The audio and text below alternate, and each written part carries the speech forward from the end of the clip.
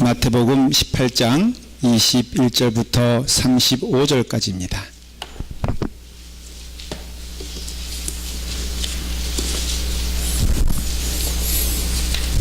마태복음 18장 21절부터 35절까지예요.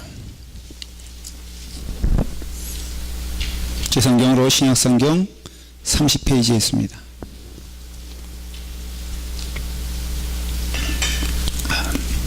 마태복음 18장 25절부터 35절까지 찾으시면 우리 한 절씩 교독하도록 하겠습니다. 제가 먼저 시작하도록 하겠습니다. 그때 베드로가 나와 이르되 주여, 형제가 내게 죄를 범하면 몇 번이나 용서하여 주리이까? 7번까지 하오리이까? 예수께서 이르시되 내게 이르노니 7번뿐 아니라 7번을 70번까지라도 할지니라. 그러므로 천국은 그 종들과 결산하려 하던 어떤 임금과 같으니 결산할 때 10,000달란트 빚진 자 하나를 데려오매 갚을 것이 없는지라. 주인이 명하여 그 몸과 아내와 자식들과 모든 소유를 다 팔아 갚게 하라 하니 그 종이 엎드려 절하며 이르되 내게 참으소서, 다 갚으리이다 하거늘 그 종의 주인이 불쌍히 여겨 놓아보내며 그 빚을 탕감하여 주었더니 그 종이 나가서 자기에게 100데나리온 빚진 동료 한 사람을 만나 붙들어 목을 잡고 이르되 빚을 갚으라 하매 그 동료가 엎드려 간구하여 이르되 나에게 참아 주소서, 갚으리이다 하되 허락하지 아니하고 이에 가서 그가 빚을 갚도록 옥에 가두거늘 그 동료들이 그것을 보고 몹시 딱하게 여겨 주인에게 가서 그 일을 다 알리니 이에 주인이 그를 불러다가 말하되 악한 종아, 내가 빌기에 내가 내 빚을 전부 탕감하여 주었거늘 내가 너를 불쌍히 여김과 같이 너도 내 동료를 불쌍히 여김이 마땅하지 아니하냐 하고 주인이 노하여 그 빚을 다 갚도록 그를 옥졸들에게 넘기니라. 다 같이 읽겠습니다. 너희가 각각 마음으로부터 형제를 용서하지 아니하면 나의 하늘 아버지께서도 너희에게 이와 같이 하시리라. 아멘. 기도하겠습니다. 아버지 하나님, 오늘 하나님께서 주시는 말씀을 저희가 마음을 열고 듣고 또 깨닫고 행하는 믿음 허락하여 주시기를 원하옵나이다. 용서하는 자가 되게 하여 주시옵소서. 용서받은 자가 되었사오니 그 용서의 은혜로 살게 하시며 용서하며 주님의 뜻을 이 땅에 이루는 주의 자녀들 되게 축복하여 주시옵소서. 예수님의 이름으로 기도드리옵나이다. 아멘. 일부 예배 때 제가 이 말씀을 전하면서 물어봤습니다. 정말로 마음 가운데 미워하는 사람이 한 사람도 없는 분 한번 손 들어 보세요 라고 했더니 진짜로 전 들 줄 몰랐거든요. 근데 한 분이 손은 안 드셨지만 고개를 끄덕하면서 자기가 그 장본인이다 그렇게 선포를 했어요. 이부 예배 때도 한번 여쭤볼까 생각을 합니다. 정말 마음 가운데 아무도 미워하는 사람 없으신 분 있으세요? 예, 마음속으로는 다 고개를 끄덕끄덕 하셨어요. 이 말씀은 믿음 생활을 어느 정도 하신 분들은 다 외울 정도의 말씀입니다. 저도 말씀을 이 주제로 몇 번 전했고요. 또 듣기도 참 많이 들었습니다. 용서하면은 행복합니다. 여러분, 용서하는 사람이 되기를 간절히 축원합니다. 피아니스트 그 리스트라는 분이 있잖아요. 그분이 굉장히 유명해요. 그런데 독일의 어느 한 마을에서 그 아마추어의 어떤 그 실력을 가진 피아노 치는 사람이 음악회를 개최를 했습니다. 그런데 거기에 포스터에 뭐라고 썼냐면은 리스트의 제자 아무아무개가 음악회를 엽니다 하고선 크게 이제 그 마을마다 전단지 붙이고 또 지방 신문에 저희가 리스트의 제자라고 하면서, 그러면 사람이 많이 올 거 아니에요? 근데 이 사람은 리스트를 한 번도 만나본 적도 없는 사람이에요. 근데 그 이름 붙이면은 조금 괜찮을까 하고 허위 광고를 한 겁니다. 근데 잘 되었으면 좋은데, 그만 그 며칠 전에 그 음악회 리스트가 여행을 가다가 이 마을을 둘러가게 된 거예요. 그래서 가만히 보니까는 리스트의 제자다 그러는데 아무리 봐도 자기가 한 번도 가르친 적이 없는 사람이거든요. 그래서 이 리스트의 마음 가운데 어떻게 했어요? 찾아갔습니다. 그 사람을. 그래, 그 앞에 있는 그 아마추어 피아니스트가 느닷없이 누가 찾아왔는데 누군지 모르겠거든. 그래서 누구세요? 그랬더니 내가 리스트요. 그게 얼마나 그 마음 가운데 두려움과 찔림이 있겠어요. 야, 이거 나는 이제 완전히 망했구나. 왜 하필 이때 리스트가 온 거야? 한 번도 안 오던 사람이 설마 오겠나 하면서 그 포스터를 만들었는데 딱 그 며칠 전에 와가지고 내가 리스트요 하니, 그래서 그 자리에서 무릎을 꿇었다는 거예요. 선생님, 용서해 주십시오. 제가 정말 좋은 피아니스트가 되고 싶어 하는 마음이 있는데 마음으로는 선생님께 정말 몇 번이나 레슨을 받았습니다. 그런데 형편이 안 되어서 제가 이렇게 이만한 실력 가지고 겨우 이제 음악회 한번 하려고 하는데 선생님의 이름을 사용하면은 사람들이 많이 올 것 같아서 제가 선생님의 이름을 허락도 없이 또 제자도 아니면서 거짓말로 사용했습니다. 용서해 주세요. 그 리스트가 가만히 있더니 한번 피아노를 쳐보려는 거예요. 피아노 치니까 실력이 형편없잖아요. 쭉 들으면서 중간중간 잠깐 멈추세요. 그 부분은 이렇게 한번 쳐보세요. 또 치면은 저 부분은 좀 이렇게 좀 쳐보세요. 한 곡을, 그 연주할 곡을 이 사람을 리스트 앞에서 피아노를 쳤어요. 리스트가 조금씩 한마디씩 그냥 가르쳐줬어요. 그러고 나서 말합니다. 리스트가, 이제는 당신은 내 제자입니다. 왜냐하면 내가 당신을 지금 레슨하지 않았습니까? 그러니 당신은 안심하고 사람들 앞에 가서 리스트의 제자라고 말하십시오. 그리고 그 음악회에 내가 참석을 하겠습니다. 그리고 나를 소개해 주십시오. 우리 리스트 선생님이 사랑하는 제자를 위하여 이 마을에 방문하여서 한 곡을 연주하겠습니다. 여러분, 얼마나 음악회가 아름다웠겠어요. 뒷얘기는 모르겠지만 아마 이 사람은 훌륭한 피아니스트가 됐을까 안 됐을까, 돼야지 해피엔딩이지만 잘 몰라요. 그러나 분명한 것은 리스트가 용서하는 마음으로 그를 받아들이니까 다 살더라 이거예요. 이게 신앙적인 얘기는 아니지만 우리 신자들에게 주는 메시지가 무엇이냐면, 하물며 하나님을 믿는, 하나님의 사랑을 받은, 하나님의 용서함을 받은 우리들은 여러분 용서하는 자가 되어야 될 줄 믿습니다. 오늘 이 말씀의 시작은 이것은 비유이기도 하지만 실제적인 얘기예요. 여러분, 우리가 천국 가면 이 말씀대로 다 이루어지는 것을 믿으시길 바랍니다. 먼저 이 이야기의 시작은 실질적으로 베드로가 예수님께 한 질문으로 시작된 얘기입니다. 베드로가 말을 합니다. 주여, 형제가 죄를 범하면 몇 번이나 용서하여 주리까 하면서 예수님께서 대답하시기 전에 자기가 그냥 알아서 7번 용서하면 되겠습니까? 베드로가 아마 그냥 말하지 않고 목에 힘을 주고 예수님 7번 용서하면 되겠지요 라고 말했을 겁니다. 왜냐하면 베드로 생각하기에 7번이란 것은 그 당시 유대인들이 생각하는 그 수준에서는 생각할 수 없는 숫자를 말한 것이기 때문에, 유대인들에게서 랍비들이 용서를 얘기할 때 3번 용서하면 된다 그렇게 말을 합니다.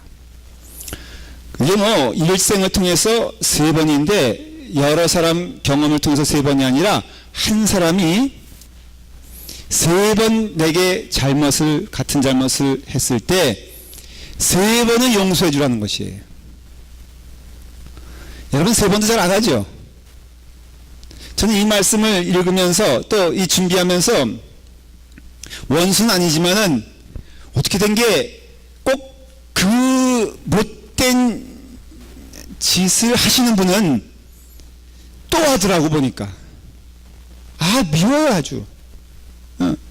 그래서 그 같은 죄를 이건 실수도 아니고요. 어떻게 보면 나중엔 의도적인 게 된다니까.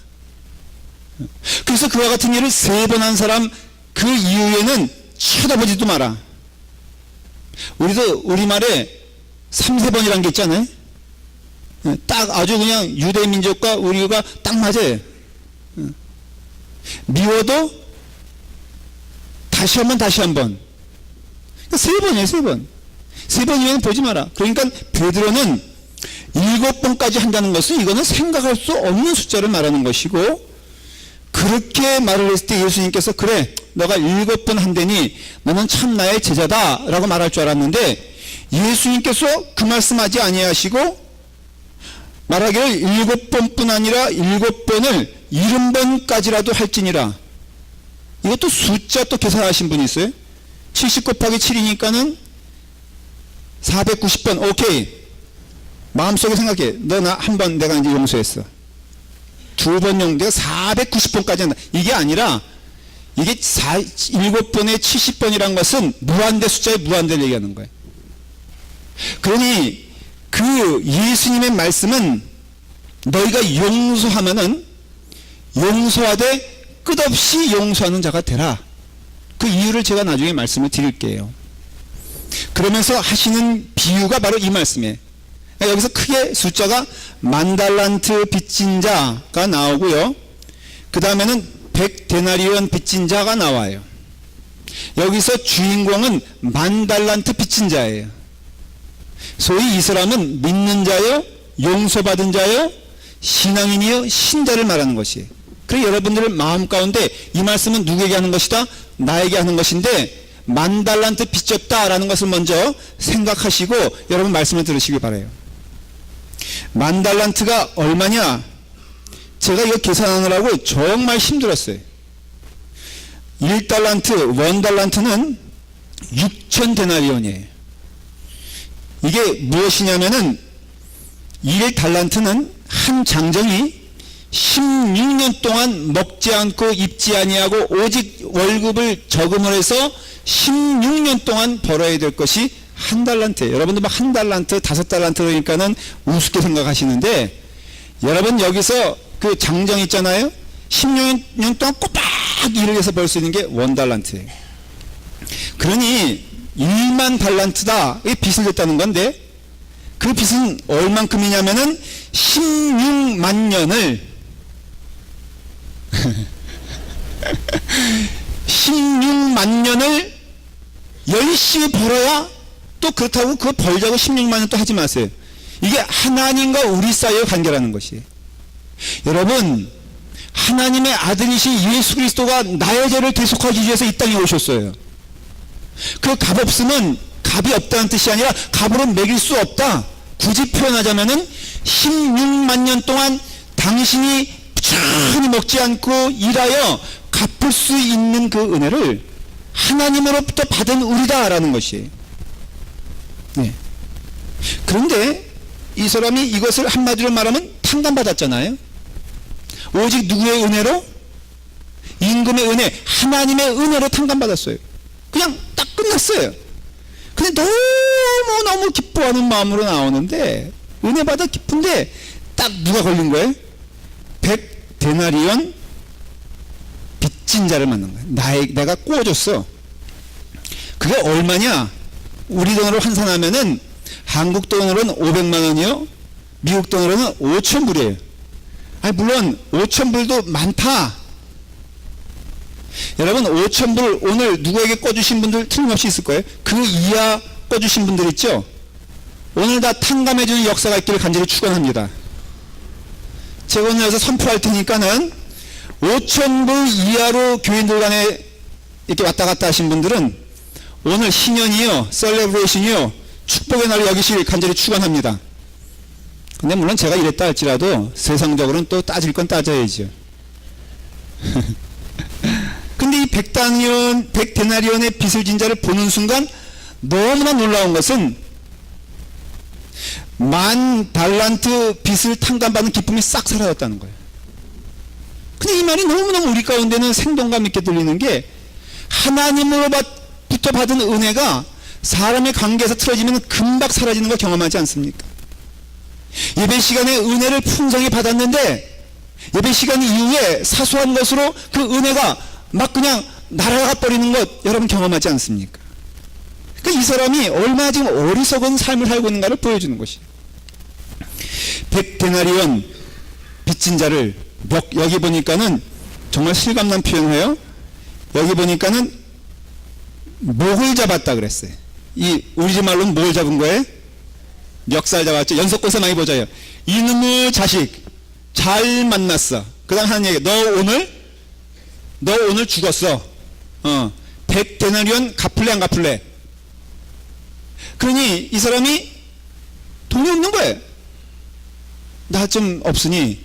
근데 아주 재밌는 표현은요, 이 10,000달란트 빚을 탕감받은 사람이 주인에게 한 말과 이 백데나리온 빚진 자가 이 백데나리온을 이게 가진 자에게 하는 말이 똑같아요.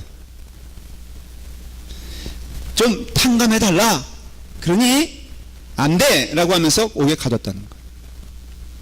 여러분, 그러면서 베드로가 하는 질문이 바로, 형제가 내게 죄를 범하면 몇 번이나 용서하여 주리이까? 여기에 큰 문제가 있어요. 왜냐하면 지금 베드로의 상황을 우리가 살펴보면은, 여기 형제가 내게 죄를 범하면, 이 형제가 누구냐면요, 어떤 밖에 있는 세상 사람들 얘기하는 게 아니라 우리 식으로 말하면 믿음의 공동체요, 우리 식으로 말하면 교우들이라 이거예요. 왜냐하면 이 형제란 말의 어원을 살펴보면 헬라어로 델피스인데, 델피스란 게 무슨 뜻이냐면은 자궁이란 뜻이에요. 자궁. 그러니까는 이게 무슨 뜻이냐, 한 자궁에서 나온 피부치란 뜻이에요. 여러분, 그냥 세상적인 관념의 세상 관계라면은 안 보면 돼. 그 너무너무 힘들고 어려운 것은 돈을 꼬가서 안 갚는데 교회는 나와. 아니, 저 영혼이 떠나든가 내가 떠나면 좋겠는데 나도 떠날 생각이 없지만은 그 영혼도 떠날 생각이 없어. 왜? 한 자궁에서 태어났으니까는 이게 형제라 이거예요. 그러니까 여러분들 말하면은 암흑의 권사님일 수도 있고요, 암흑의 집사님일 수도 있어. 오늘 이 말씀을 잘 기억하고 들으시길 바랍니다.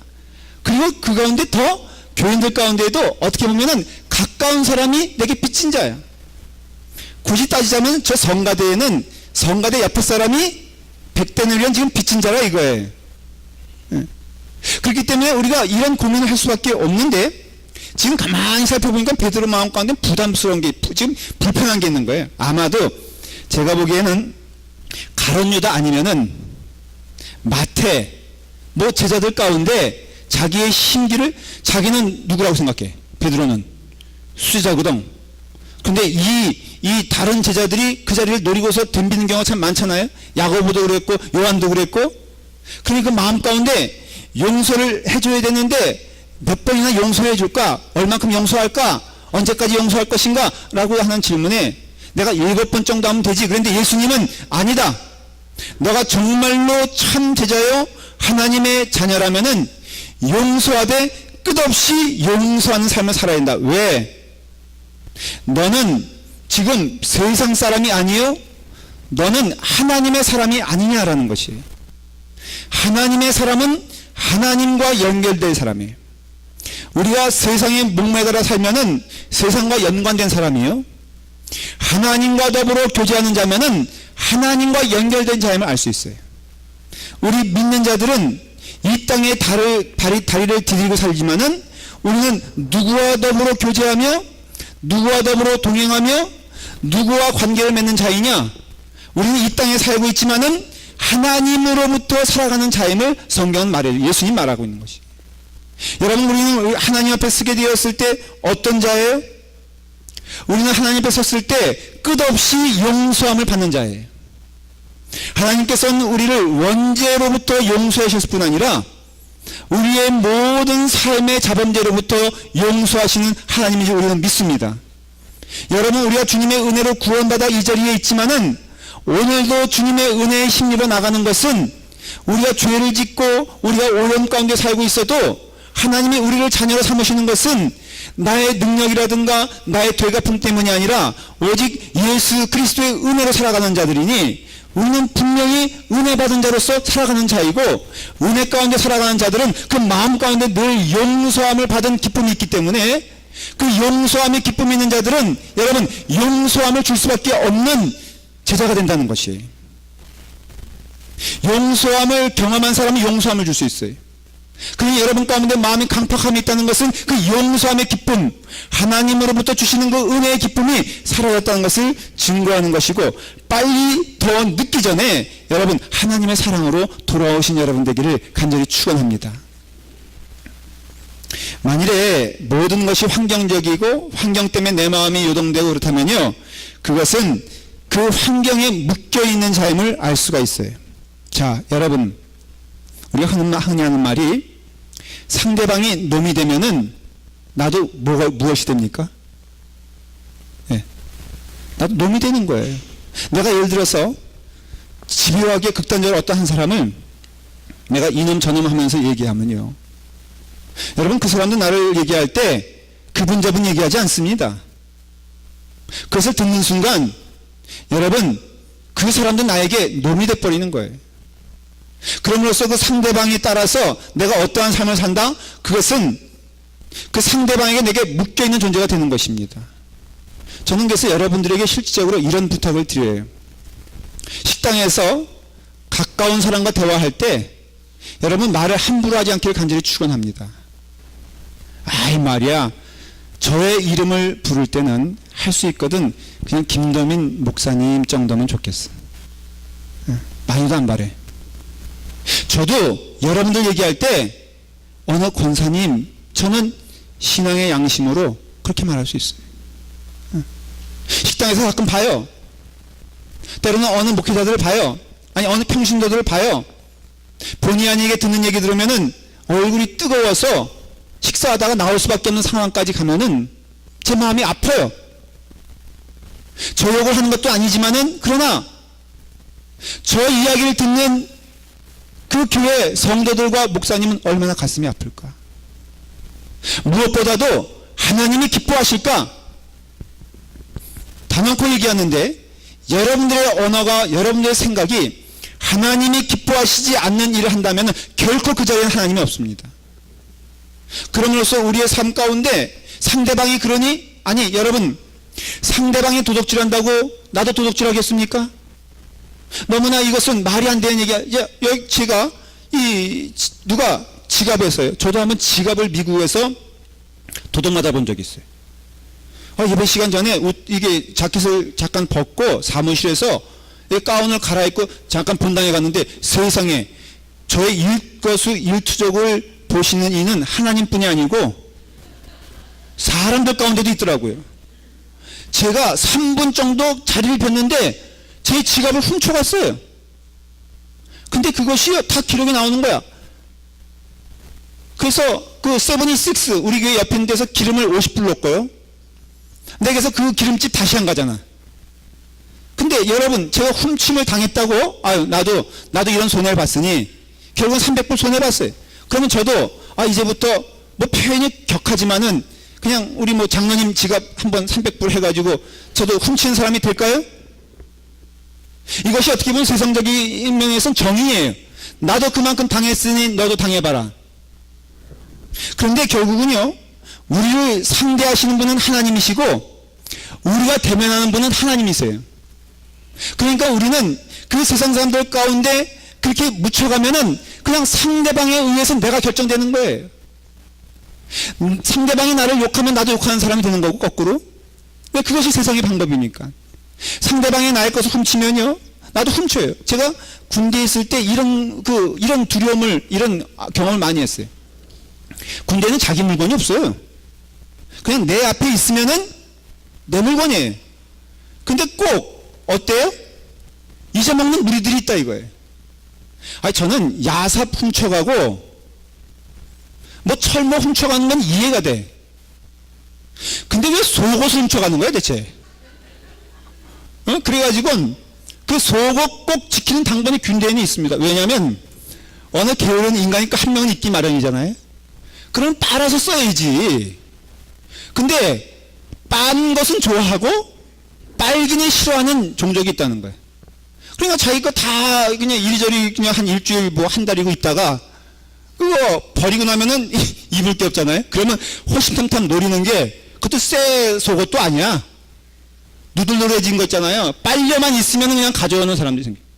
그럼 그 다음도 악순환이 뭐냐면 한 명이 그 짓을 하면요 온 부대가 그 짓을 해야 돼. 왜? 누군가 한 사람은 벗고 있으니까는 입어야 될 거 아니에요. 근데 군대는 정량이라 다 같은 것을 주니까는 한 사람이 거기서 훔치면은 그 다음부터는 다 내게 니께 되는 거예요. 그때는요 도덕심이고 뭐고 없어. 저도 숱하게 훔쳤습니다. 그럼 이렇게 살아야 될 거예요? 이게 아니거든요. 이게 세상의 법칙이에요. 근데 하나님께서는 너가 은혜를 먼저 받은 자가 아니냐. 우리 말할 수 있어요. 하나님 100대내리온 빚진 자가 얼마나 악한 사람인지 알아요? 그래요. 계산을 좀 해보면요 맞아요. 이 10,000달란트 빚진 자 하나님 앞에서 10,000달란트 빚진 자는 10,000달란트 빚졌어요. 그렇죠? 10,000달란트 플러스 100대내리온 빚진 자가 있어요. 누구예요? 내 앞에 있는 그 영혼이에요. 왜냐하면 그 영혼은 하나님에게도 10,000달란트 빚졌고 분명히 나에게는 100대내리온 빚졌으니까는 적어도 나보다는 더 빚을 많이 진 자예요. 쉽게 말하면은 나보다 악한 자가 앞에 있을 때 우리 용서해야 되냐? 이것이 질문인 것이에요. 아마도 여기 거두절미하고 나오니까 그렇지. 야, 너 100대내리온 너 빨리 안 갚어. 그러면은 그 사람이 정말로 처음부터 아유 형님 내가 정말 죄송해요. 갚고 싶었는데 내가 이러저러해서 내가 지금 못 갚고 있는데 형님 내가 꼭 나중에 갚을게 지금 한번 봐주세요. 이러면은 어쩌면은 이 사람이 악한 사람도 아닐 거란 말이에요. 그렇다면 용서해 줄 텐데 아마 이랬을 거예요. 아니 형님 말이야. 10,000달란트 내가 빚 탕감 받은 거 들었는데 형님 쨍쨍하게 말이야. 10,000달란트를 이렇게 탕감 받았으면서 뭐 100대내리온 가지고 이러니 용서하고 싶어도 용서할 수 있어요? 아마 그런 상황일 거라고요. 나중에 어떻게 하다 보니까 형님 하고선 무릎 꿇을지 몰라도 그러니 아주 객관적으로 말해서 그 상대방은 악한 사람이요. 상대방은 상습적인 사람이요. 상대방은 어떻게 보면은 은혜 가운데 살만한 자격이 없는 사람이라고 생각할지도 몰라요. 여러분 그런 사람이 용서해야 됩니까? 안 됩니까? 소위 말해서 세상에서 보기에도 쓸모없는 사람이요. 쓰레기 같은 사람인데 그 사람이 내게 왔을 때 또 말할 수 있어요. 아니 저 사람 용서해 주면요 또 돈을 주면은 저걸로 마약합니다. 반복해야 하는 마약을 끊으려면 안 줘야 되는 거 아닙니까? 단호하게 해야 되는 거 아닙니까? 물론 우리가 법도 있고요 이것은 무작정 법을 없애라는 소리도 아니에요. 매도 사랑이 매라는 게 있잖아요. 선생님들이 늘 저는 그게 이해가 안 됐어요. 사랑과 매는 연관될 수 있나요? 될 수 있어요. 왜냐하면 하나님도 구약에서 보면은 진노의 하나님이라 그럴 때 그 진노는 사랑으로 진노하시는 하나님이라는 뜻이거든요. 그러니 하나님께서 매를 드실 때가 있어요. 교회 안에서도 질서가 필요해요.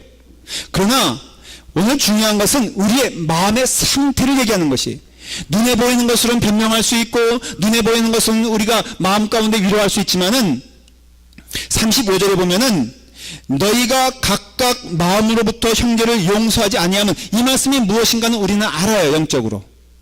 여러분 채찍을 들어도 사랑하는 마음으로 채찍을 들어야 되는 것을 말하는 것이고 여러분들이 진정으로 너는 겉으로 보기에는 내가 사람들 보기에도 아름다워 보이라고 그래 내가 너 얼만큼 빚진 건 내가 탕감해 줄게 내가 몇 번이나 해줬어 그러니 내 눈에 나타나지 마.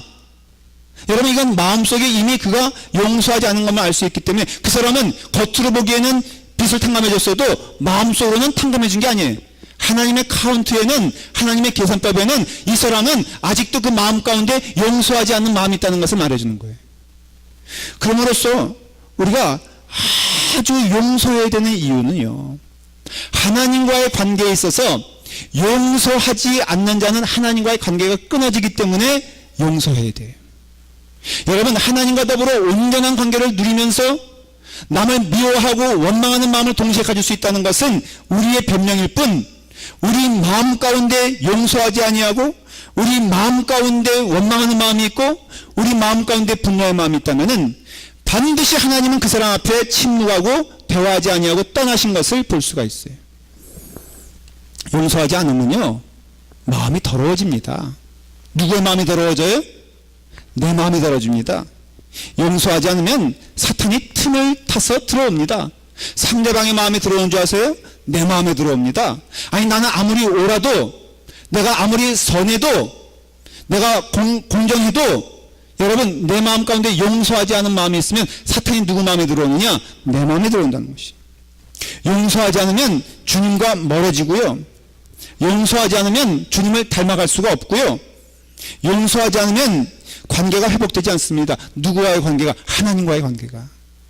그러니 용서의 문제는 상대방과 나의 문제가 아니라 용서의 문제는 하나님과 나와의 문제임을 깨닫게 되고, 하나님 앞에서 우리는 용서하되 7번씩 70번이라도 용서하는 삶을 살아야 되는 것은 하나님과 나와의 관계가 용서하는 관계가 되어, 하나님이 나를 용서하듯이, 그래서 하나님이 닮으시라고 그랬잖아요. 제자가 되라고 그랬잖아요. 그건 무슨 뜻이겠어요? 우리가 예수님처럼 무리를 걷는 거예요? 우리가 5,000명을 먹이는 기적을 일으키는 거예요?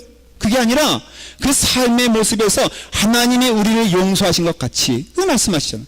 너희도 서로 용서하는 자가 되라. 왜? 나와 하나님과 너와의 관계가 온전해지려면, 용서하는 관계가 되지 아니하면 결코 너는 하나님과 더불어 기쁨의 관계를 누릴 수 없다는 것이에요. 골로새서 13장 13절에 누가 네게 혐의가 있거든 서로 용납하여 피차에 용서하되 주께서 너희를 용서하신 것 같이 너희도 그래라. 저는 이것을요, 아주 비싼 값을 주고 레슨을 받았어요. 제가 전도사 시절에 이런 경험을 한 적이 있어요. 뒤에서 막 나를 비방하는 소리가 들리는 거예요. 여러분, 나를 칭찬하는 소리는 잘 안 들려도 나를 비방하는 소리는 스피커 달고 다니는 거 아십니까? 상대방은 모를 거라고 생각하지만, 근데 재밌는 것은요, 꼭 거기에 누가 계시냐면은 중계방송을 생생하게 하는 분들이 있어. 안 하면 좋은데, 나는 국가적 사명을 띠고 이 땅에 태어났노라, 나는 누구에게 들은 얘기를 반드시 누구에게 전하는 사명으로 이 땅의 즐거움을 살아가리라 하는 분들이 있어요. 그래서 문제는 이게 중계방송하는 사람이 더 가지고 있는 얘기에 살을 보태서 자기가 또 하고 싶은 얘기 하는 거예요. 왜? 그 사람이 같이 미우니까. 그래서 와가지고 전도사님 지금 아무개가 전도사님 막 뭐라 그런 거 듣고 계세요? 네, 뭐라? 그러면 내가 그때 문을 딱 닫으면 되죠. 아유, 뭐 그냥 말씀하지 마세요. 그냥 그래도 저는 하나님 얘기를 이러면 되는데, 또 사람이 나에 대해서 무슨 얘기한다 그러면 듣고 싶어 안 듣고 싶어? 나쁜 얘기라도 듣고 싶은 게 사람의 심리입니다. 연예인들이 댓글 보고 많이 상처를 받는다 그러잖아요. 참 어이가 없는 게, 아니 그 댓글에 나쁜 얘기 나올 걸 알아 몰라. 그래도 보는 건 뭐야? 사람 심리가 그래. 그래서 제가 그 열심히 중계방송하는 분에게 하나님을 무서워하세요 말하지 아니하고, 아유 그래 무슨 얘기를 해요? 그래서 제가 아주 조목조목 질문해 가면서 들었어요. 내 마음 가운데 그 얘기를 듣는 순간 문제는 뭐냐면요, 분노의 마음이 생기는 거예요. 그 사람 보면은 정말로 마음 가운데 요동치는데요, 근데 문제가 생겼어. 설교를 해도 그 사람의 얼굴이 오버래핑 되고요, 기도를 해도 그 사람의 모습이 보이고, 이 분이 가라앉지 않는 거야. 그렇게 한 몇 달 지났어요. 분을 가지고. 꽤 오래 갔어요. 제가 왜냐면은 한번 또 이게 하면 뒤끝이 있잖아요. 지금 예수 믿어서 뒤끝 없어요. 걱정하지 마세요. 근데 그때는 좀 몇 개월은 갔어요, 제가. 어느 한 그 젊을 때니까 그러니까 전도사실이니까 청년이 저한테 와서 진지하게 전도사님 전도사님 설교를 듣는데요, 마음에 좀 부담이 와요. 왜요? 전도사님이 요즘 마음이 편치 않는 게 있나 봐요. 저는 전혀 생각 없이 한다고 하고 하나님 말씀 전한다고 했는데 이미 듣는 사람들이 우리 전도사님 마음 가운데 분이 있구나 라는 것을 느낀 거예요. 제가 그때 하나님께 통회하며 회개했어요. 무슨 회개했냐? 하나님 용서해 주세요. 아니 저 영혼을 용서해달라는 게 아니라 나를 용서해 주세요. 물론 객관적으로는 내가 그렇게 잘못한 거 없어요. 실수한 거 없어요. 그 사람은 늘 욕을 하는 사람이고 비방하는 사람이에요. 그 사람은 나뿐 아니라 누구든지 욕을 하는 사람이에요. 다 인정을 해요. 그러니 내 마음 가운데 그 사람을 욕한다 한들, 내가 그 사람을 배척한다 한들 사람들이 뭐라 그러지도 않아요. 그럼 내가 깨달은 것은 그 사람이 나를 욕을 하고 나는 그 사람에 대한 분노함이 생겼을 때 더 무서운 일은 하나님이 나를 떠나신 것을 제가 깨달은 거예요. 하나님이 나와 더불어 대화를 끊으신 것을 제가 깨달은 거예요. 아니 나조차도 하나님과 대화할 마음이 사라진 것을 경험한 것이에요. 그 다음부터 제가 그 무서운 그 결과를 깨닫고는 제가 하나님 앞에서 약속드린 게 있어요. 부족하지만 하나님, 제가 하나님 앞에서 분을 품지 아니하고 용서하는 자가 되기를 간절히 기도합니다. 딴 것은 몰라도 다른 재능 안 주셔도 좋으니 내가 목회하는 동안 분노하거나 원망하는 것이 있으면은 그때 그렇게 했어요. 성경 말씀 인용해서 하루만 가게 도와주시옵소서. 그래서 여러분 저 더불어 무슨 언짢은 일이 생기면요 최소한 하루는 조심하시기 바랍니다. 그러니까 하루만 피해 다니면 돼. 성도 간의 은혜의 어떤 관계에 있어서 분이 날 수가 있고 원망의 관계가 있다면 우리 교회가 아름다운 교회면요 하루만 버티면 되는 줄 믿으시기 바랍니다. 오늘 예배드리고 틀림없이 친교 시간에 또 원망의 관계가 생길 때 밥 먹다가 성질나는 일들이 생기면요 밥을 탁 놓으시고 어떻게 해요? 도망가세요 그냥. 그리고 다음 주에 와서 그냥 지난 일은 전혀 없었다는 듯이 아이고 자기 너무너무 반가워. 가식입니까 진짜입니까? 성령의 교회는 진짜인 줄 믿으시기 바랍니다.